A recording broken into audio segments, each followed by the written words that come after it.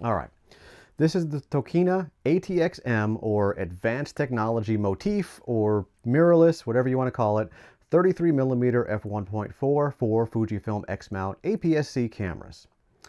Have you seen any reviews for the Viltrox 33mm f1.4?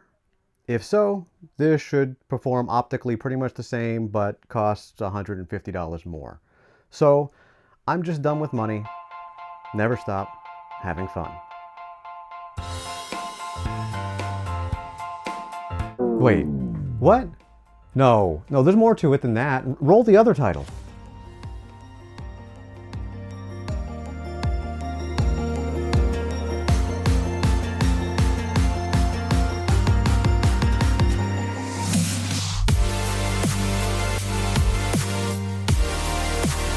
Hey, it's John from Adults Have Toys Too. Yes, it's true. It does seem like this Tokina lens was made on the same production line as the Viltrox equivalent. But there's a bit more to the story. If you want to hear that story, then stick around. But if you just want to see the results, you can skip over to here or check the bookmarks down below. So, Tokina is a Japanese company dating back to the 1950s. They've been making lenses for decades and have a very deep catalog of lens designs. Viltrox is a Chinese company that's been either making or rebadging photography equipment since 2009.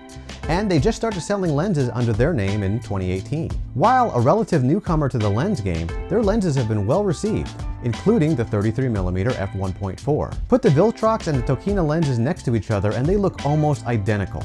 And while I don't have both of the lenses with me, by all accounts, their optical performance is identical. So how did this happen? And why would I spend $150 more on this one rather than the Viltrox? So first things, while information is scarce, it doesn't seem like Viltrox is making the lenses for Tokina. It seems more like they're both buying lenses from the same Chinese OEM. This is a very common practice, and while Tokina is traditionally a lens maker, it does make sense for them to do this to hit a lower price point, assuming that the product meets their quality standards. So again, if the Viltrox version costs $279, why would I buy this one for $429? Well, for one thing, I didn't. The Tokina seems to be on sale everywhere for $399. I don't know if that's a long-term price or just an introductory price, but that puts the difference down to $120. Second, the Viltrox was sold out everywhere I looked. So this was really my only option for this lens. But there's a bit more to it than that. Viltrox was one of the first companies to have an autofocus lens on the Fujifilm X-mount system, and they did this by reverse engineering the mounts and the contacts. This means it's not officially licensed by Fujifilm, and updates to the lens have to be done over USB with the port on the back of the lens. Tokina was one of the first third-party lenses to actually acquire a Fujifilm license. So it has the mount dimensions and contacts directly from Fujifilm. This means it should be able to receive updates from the camera body just like a native lens.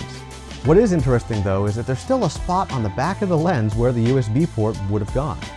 But there's obviously a cost involved with official support, which contributes to the higher price.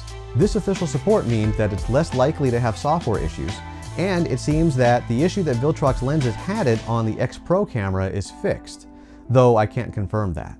Another thing that would contribute to the higher cost is the fact that Tokina is a Japanese company, meaning that it pays its sales and support staff Japanese wages and benefits, which I imagine is more expensive than Chinese wages and benefits. Lastly, the support and warranty. Viltrox provides a 1-year warranty, and service for that lens means shipping it back to China. In contrast, Tokina provides a 3-year warranty and has a service center right here in California. As an additional value add, they also include a magnetic filter attachment along with a UV magnetic filter. I have found though, if you try to take the lens hood off or switch it around while the lens cap is on, you'll end up pulling the filter off along with the cap. One advantage though that it shows in the manual is that you do not need to bother yourself with screwing. That of course also costs money, not to mention the unknowns like what kind of quality control that the two companies have and what criteria they use to reject subpar lenses from the OEM. So yes, on the face of it, they are essentially the same lens. It really just depends on what you value and how you want to spend your money. I did spend a bit more, but I don't feel bad about it considering the reasons why. For you, maybe the absolute price is the most important part, and that's valid as well.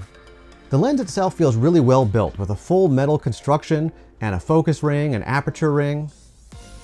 Even the lens hood is metal, which is surprising at this price point.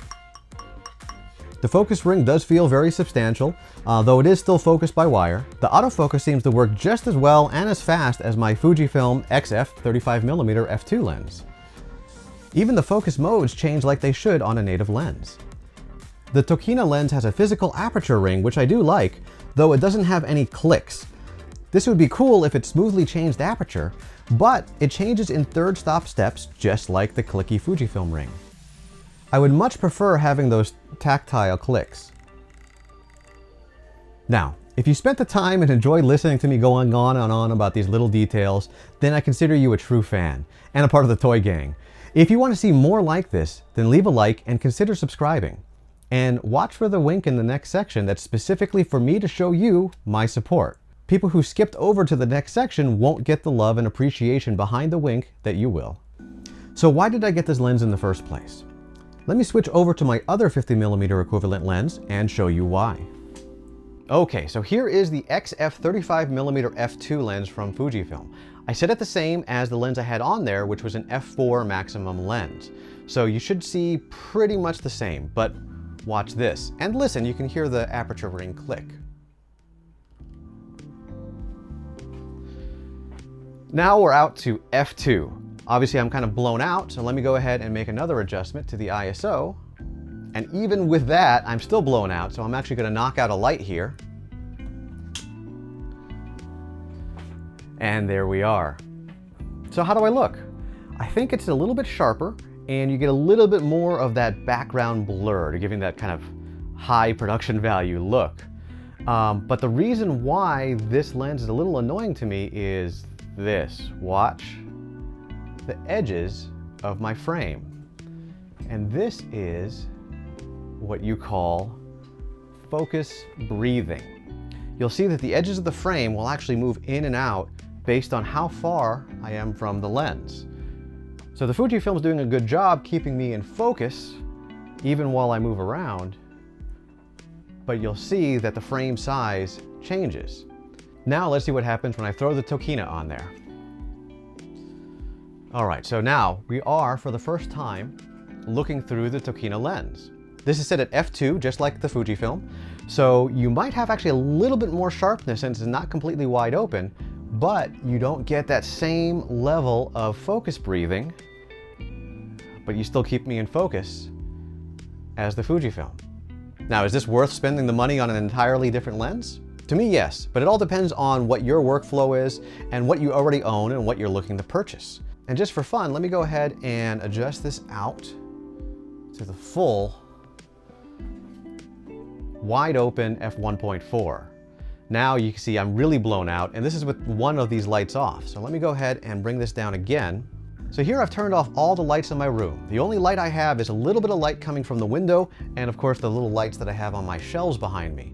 And you can see here I'm still well exposed, and you can still see me, and we can still interact, and it still looks pretty good. So one nice thing is if you're looking for gear where you have minimal lighting, or you don't have the ability to change lighting very much, the Tokina and the Viltrox lens have a low-cost way of getting a very wide aperture, which gives you a lot more lighting options.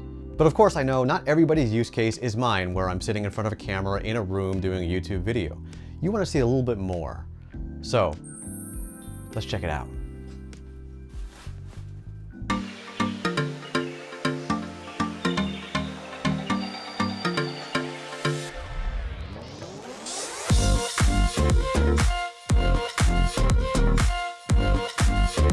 Welcome to Santa Barbara, California.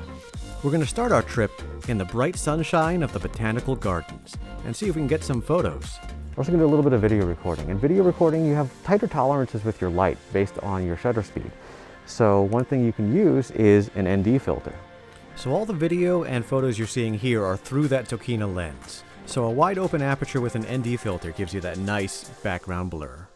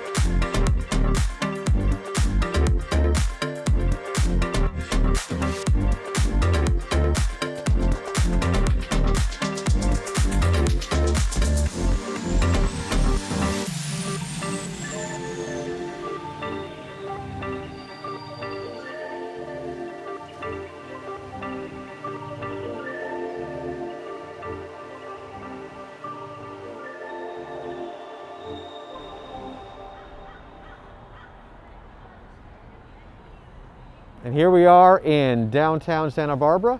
We have a nice evening light. We're going to go ahead and try that wide open 1.4 aperture and see how that works with some of the photos and maybe a couple of video clips here and there. Let's check it out.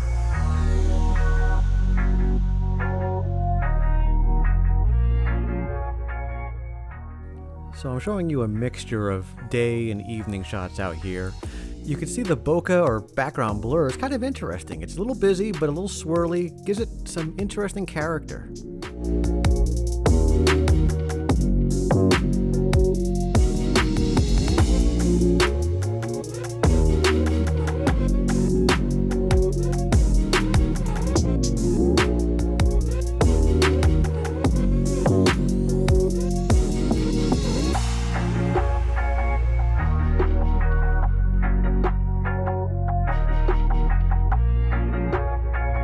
Overall, I'm pretty satisfied with this lens. It definitely does what I want it to do, but taking it out on a town, it's pretty interesting.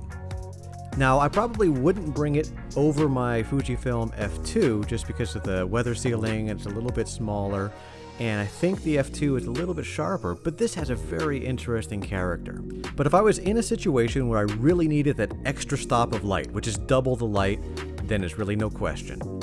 Now here's a couple bonus pictures from the beach before we got started.